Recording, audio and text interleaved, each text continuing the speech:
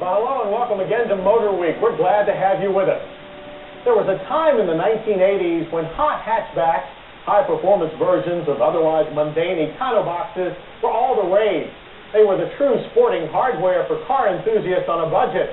And the king of the hot hatches was the Volkswagen GTI. First built on the Rabbit platform and then on the Golf, the GTI impressed our Motor Week crew every time we got behind the wheel.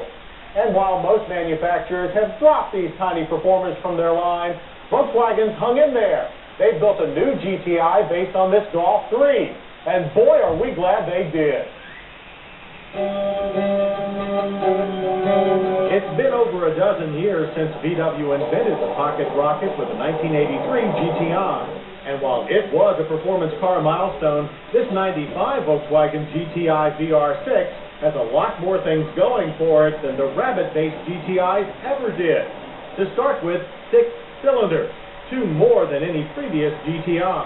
And these 6 form VW's superb narrow-angle 2.8-liter VR6 engine.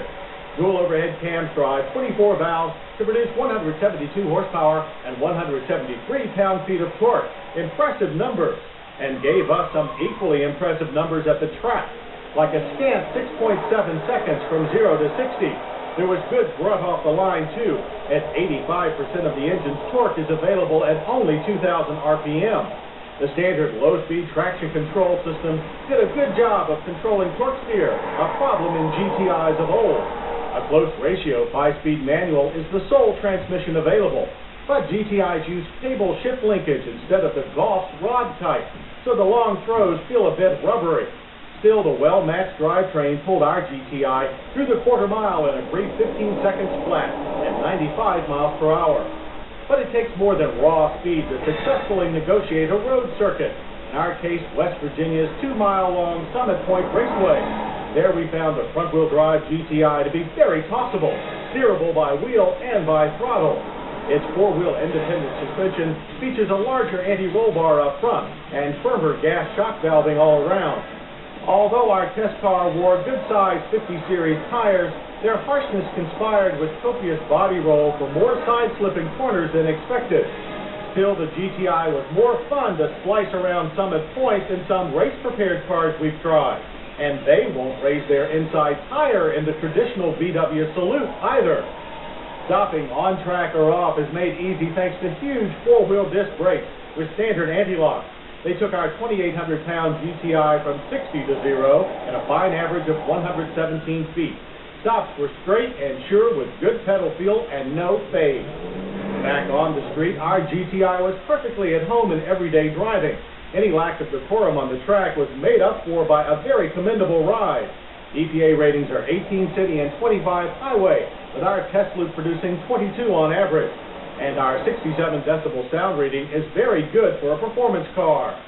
To stock Golf 3 styling, the GTI adds fog lamps in the bumper, 2 rather than 3 grille slats, along with a bright VR6 logo, and a telltale swept-back radio antenna resides on the roof.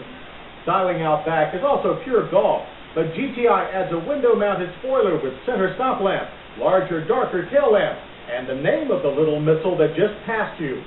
Inside, you're greeted by brightly patterned cloth seats and a voluminous interior. This is still a great car for the Jolly Green Giant. Dash and interior trim are purposeful, not luxurious, and control placement is generally excellent. The only leather in a GTI covers the steering wheel, which in turn houses the driver's airbag. There's one for the passenger, too. Although not as complete as we'd like, the analog gauges are as clear as any we've seen.